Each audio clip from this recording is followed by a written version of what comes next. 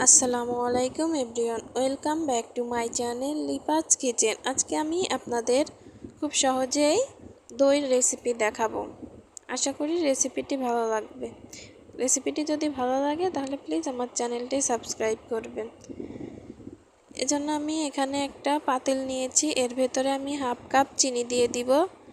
চিনি দিয়ে আমি একটা ভালোভাবে শিরা বানিয়ে নিব।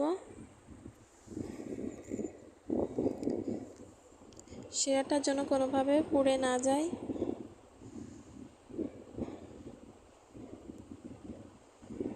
যখন এরকম কালার হয়ে যাবে এর ভিতরে আমি 4 কাপ দুধ দিয়ে দিব।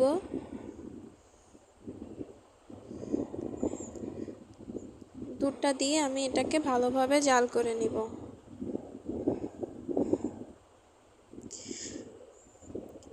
দুধটা জাল করে নিব আমি এখানে 4 কাপ দুধ জ্বালিয়ে 3 কাপ করে নিব।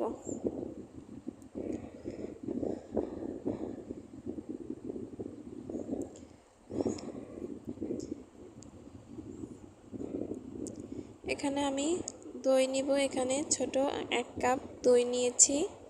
এটা মিষ্টি দই, আপনারা চাইলে টক দইও দিতে পারেন। এটাকে আমি ভালোভাবে ফেটিয়ে নিব।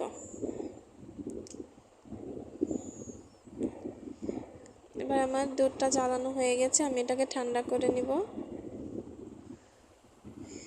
যখন এর ভিতরে হাত দিলে হাতটা জ্বলে উঠবে না, হালকা একটু গরম থাকবে, ওই অবস্থায় আমি এর ভিতরে দইটা দিয়ে দিব। আমি 3 ভাগের 2 ভাগ দই এখানে দিয়ে দিব, আর 1 ভাগ আমি বাটিতেই রেখে দিব, কারণ আমি এই বাটিতেই দইটা বসাবো।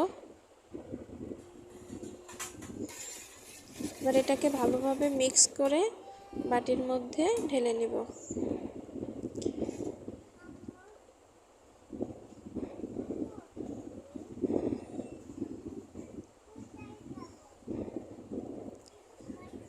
এবার আমি ঢাকনাটা লাগিয়ে এটাকে ভালোভাবে কম্বল দিয়ে পেঁচিয়ে সারা রাতের জন্য রেখে দিব।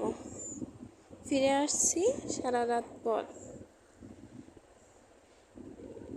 দেখেন সকালে উঠে আমি এটাকে নর্মাল ফ্রিজে 1 ঘন্টার জন্য রেখে দিয়েছি। আমার দইটা একদম সেট হয়ে গেছে।